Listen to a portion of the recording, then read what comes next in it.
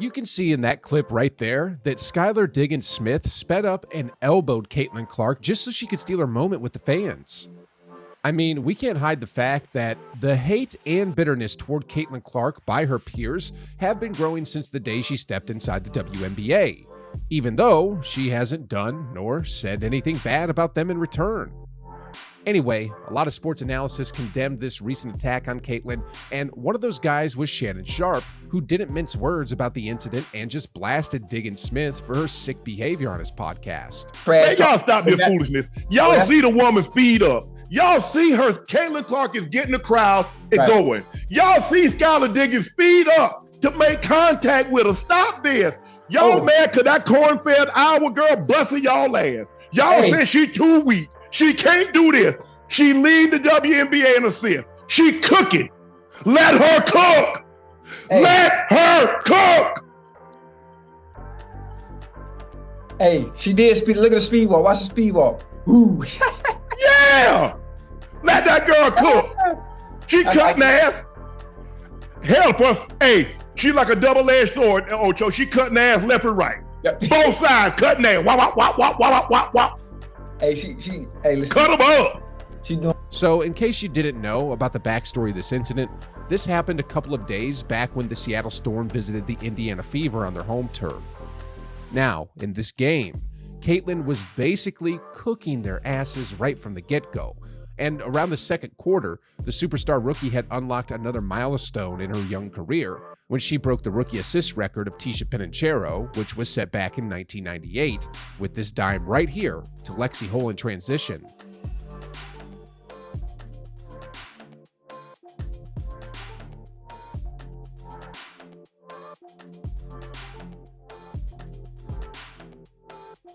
After dropping that record-setting assist, the Fever continued to roll behind Caitlin's scoring and playmaking. And despite the heavy resistance from the away team, the Fever's firepower proved to be too much as they defeated the Storm in a blowout win, 95-72. Caitlin dropped an impressive stat line of 23 points on 9 of 19 shooting, along with 5 rebounds and 9 assists to lead the Fever on all fronts. Meanwhile, Kelsey Mitchell helps out big offensively, scoring 27 points on 10 of 19 shooting from the field and 5 of 8 shooting from 3. But despite their stellar showing, the real MVP of this game was actually Lexi Hole, who dropped a career-high 22 points on 6 of 7 shooting from downtown and 8 of 10 from the field. Anyway, it was during the latter part of the game when the incident between Caitlin and Diggins Smith happened. I mean, it's pretty clear that Diggins Smith could not get over the fact that a rookie schooled her entire team, which is probably why she did what she did. Now, we all know that Caitlin really doesn't get back on her haters and bullies, but surprisingly, this time around though, Caitlin had enough. She's well outside doing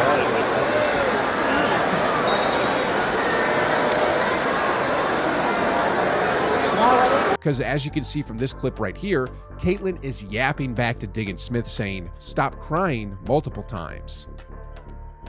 I mean, like what I said earlier, the constant downpour of jealousy, bitterness, and hate from Caitlin is just growing by the day, and I think it's just going to continue from here on out, especially with the way Caitlin is destroying the league right now and shattering every rookie record that stands in her path. Anyway, after Diggins Smith shoved her as she was going to the bench, everyone thought that the beef between the Storm and Caitlin would be over. However, that didn't happen, and it even escalated further with this incident right here. Noelle Quinn and Christy Sides. According to reports, the reason why Storm coach Noelle Quinn went wild on Christy Sides is because she didn't clear her bench with 90 seconds left, even though the Fever already had the game in the books. But see, also according to some reports, the real reason why Coach Quinn let her starters sit early was that she was hoping for Sides to do the same thing, so that Caitlin would not have a chance to get another double-double.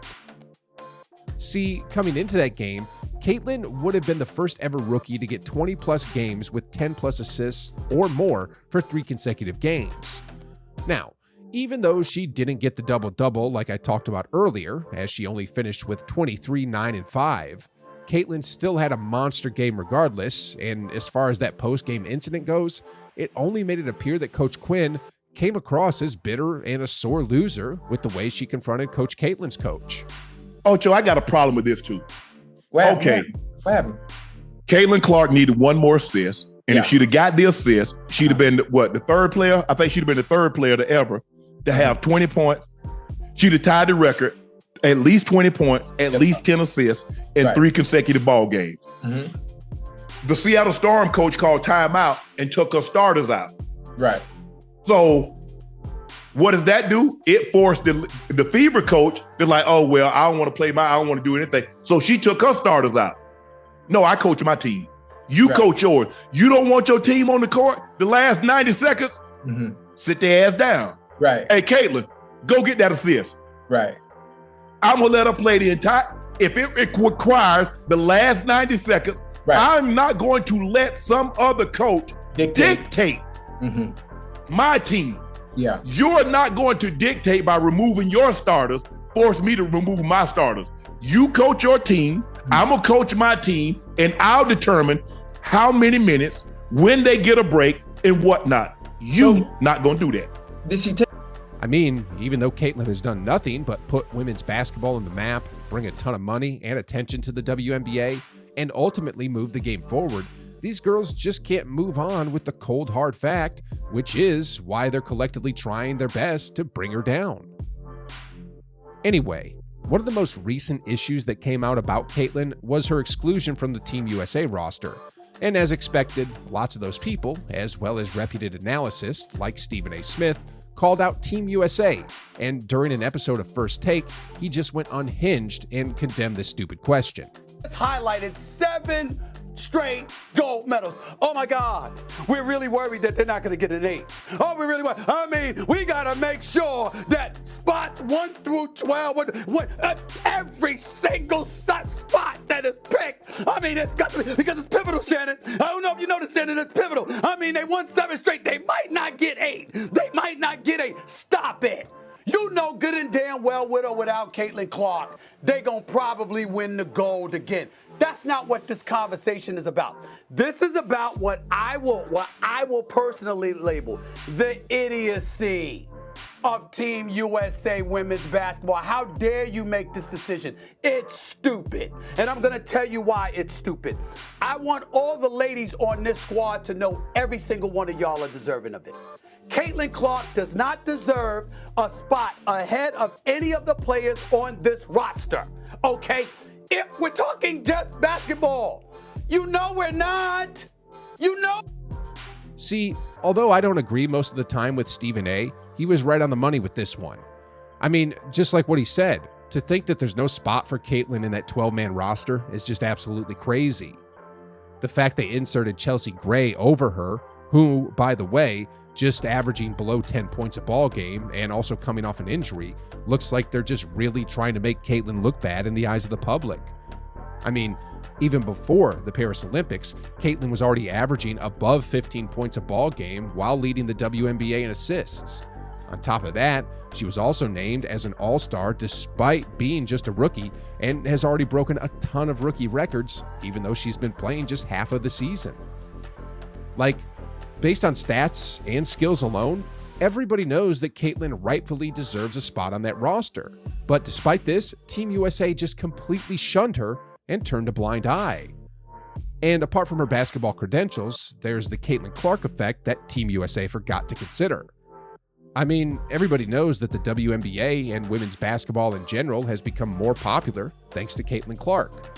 Like in the WNBA, whether it's about the viewership ratings, merchandise sales, or arena attendance, all of them have spiked up to insane record-breaking numbers just because of her mere presence. To put it simply, she's a must-see TV, a walking attraction that brings in a ton of moolah and eyeballs to the WNBA. Now, if only Team USA saw this marketing aspect, it would have benefited the WNBA a lot more, and women's basketball in America, because for the very first time, there's actually one female player that the entire world would closely watch and follow as she showcased her stuff on the global stage. This could have been the WNBA's golden opportunity to promote their league as a basketball brand with millions of people tuning in all over the globe. However, they decided to take the stupid route and snub arguably the most popular figure in American sports today. I mean, just to compare, Team USA sends out 12 of their most popular stars to compete in the biggest sports spectacle in the world, and this includes some of the biggest names in the NBA, like LeBron, Kevin Durant, and Steph Curry. And this is the same scenario happened in the '92 Olympics when Team USA send out Bird, Magic, and Michael Jordan to assemble the Dream Team. See, Caitlyn not only does have the star power, so to speak, but she also has a mad game along with solid stats to back it up. But despite all these factors that I just mentioned, Team USA thinks that this is not enough for Caitlyn to be included in the roster. The other reason why Caitlyn was not given a roster spot, according to most people, is because she's just a rookie who hasn't proven anything yet. However, this type of reasoning didn't sit well with Stephen A, because in the past, Team USA used to get young players even without playing a single second as a pro. Remember when Christian Laettner was on that squad? Forget the other pro players. Forget the pro players. Forget the pro players. That's a given. First time NBA players were allowed to participate. Don't put that damn screen up when I'm talking right now. I want to see Shanae and Andrea, okay? The point is this. Those rosters, right? Those players were on there. Do you know that Christian Laettner also was chosen ahead of Shaquille O'Neal and Alonzo Mourning? You know why? He was a two-time national champion. He was a Wooden Award winner. And he was white. And he had his own cachet. He brought it to the table. He was a big-time collegiate player who was white and busting people's you-know-what. They couldn't miss. And they didn't need him. You had Jordan, you had Magic, you had everybody, and you still picked that dude. Why? It wasn't because of basketball, even though he had the basketball credentials. It was because of something else. And they didn't need the pub. But the WNBA does. You got a max salary at $250,000. You had attendance, although it was trending in the right direction, certainly wasn't where you wanted it to be. And as Shannon pointed out just the other day, you got a team in the Indiana Fever with their struggling selves, struggling to win a damn game and be relevant. No team in the WNBA was worse other than the winless Washington Mystics, okay? And they went from 4,000 in attendance to 17,000. This girl is box office. I said a rising tide lifts all boats. What you do, especially if you're Team USA and you're trying to be globalized, it is an opportunity to globalize the WNBA brand. So people like Brittany Griner, you know, God bless her soul, and others don't have to go to Russia in the off season to play additional basketball to get extra.